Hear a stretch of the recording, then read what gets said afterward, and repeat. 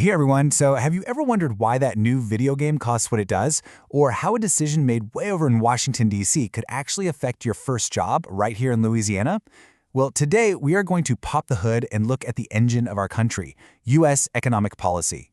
This is a really big piece of your civics class, and it lines up directly with our state's C13 standard. My goal is to break it all down so it makes perfect sense for your life. Okay, so here's our game plan. We'll start with the big picture. The basic ways a country can run its economy. Then we'll zero in on how the US does things and get into the two main toolkits the government uses to either speed things up or slow them down. Trust me, by the end of this, you'll see how it all connects right back to you. All right, first things first, we got to start with the most basic question every single country has to answer. Who is in charge? Who decides what stuff gets made, who buys it, and for how much? And that leads us to a question you probably hear all the time. Is the United States a capitalist country, or is it socialist? Well, the truth is, it's not a simple yes or no. The real answer is actually a lot more interesting than just picking one or the other. So I want you to think about these two ideas as being on opposite ends of a spectrum. Way over on one side, you've got pure capitalism. That's where private companies and regular people like you and me make all the decisions based on competition and making a profit. Then, way over on the other side, you've got pure socialism. That's where the government is the main decision maker, managing things for what it sees as the good of everybody. But here's the thing, and this is really the key point. In the real world, you're not going to find a country that's 100% one or the other. It's just not that simple. Almost every country, including ours, lands somewhere in the middle, trying to find its own balance.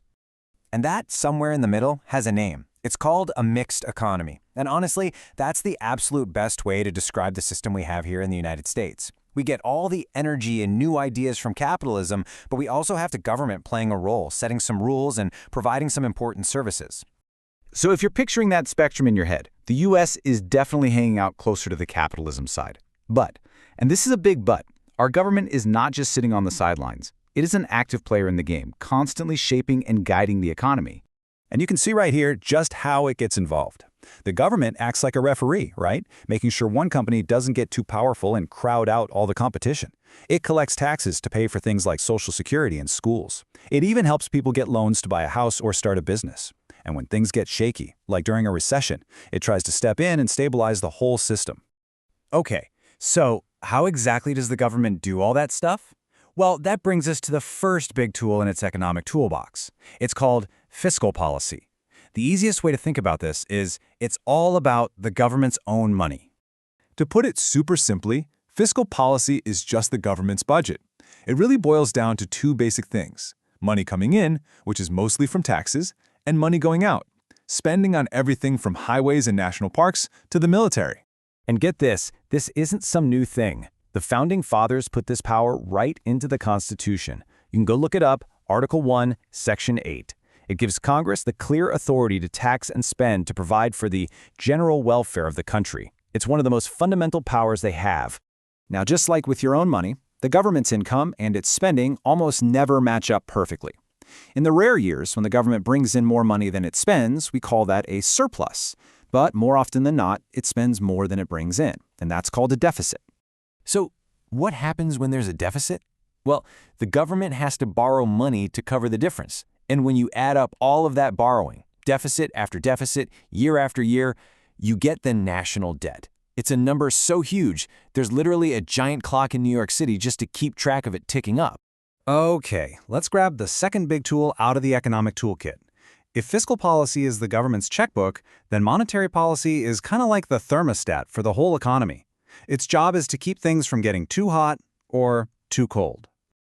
Now, what's interesting here is that this policy is not controlled by Congress or the president. It's handled by our central bank, which is called the Federal Reserve, or the Fed for short. And the main dial they turn on that economic thermostat is the interest rate. You can just think of an interest rate as the price of borrowing money. So Congress has given the Fed a very specific job, with two main parts. We call it the dual mandate, and it's a heck of a balancing act. On one hand, they have to try and keep employment as high as possible. On the other hand, they have to keep prices stable so they don't spiral out of control. That's what we call inflation. So let's see how this works. Imagine the economy is running too hot and prices are going up too fast. The Fed can step in and raise interest rates. Suddenly, it costs more for you to get a loan for a car or for a business to borrow money to build a new store. So what happens? people and businesses start spending less. That cools the whole economy down and helps get that inflation under control. Okay, I know we've been talking about some pretty big, kind of abstract ideas. So what does any of this actually mean for you? The answer is pretty much everything. These policies have a direct impact on your ability to get a job one day, on the cost of college, and on the price of literally everything you buy, from gas to groceries. So this slide right here, this is your study guide. It lays it all out nice and simple. You've got fiscal policy, which is run by Congress and the president, and their tools are taxes and spending. Then you've got monetary policy, run by the independent Federal Reserve, and their tools are interest rates and the money supply. Two different toolkits, both working to steer our big, complicated, mixed economy.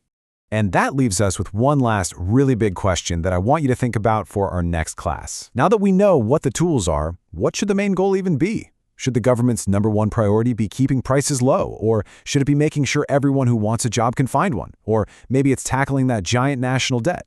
There are no easy answers here, which is exactly why this stuff matters so much. You all did a great job today.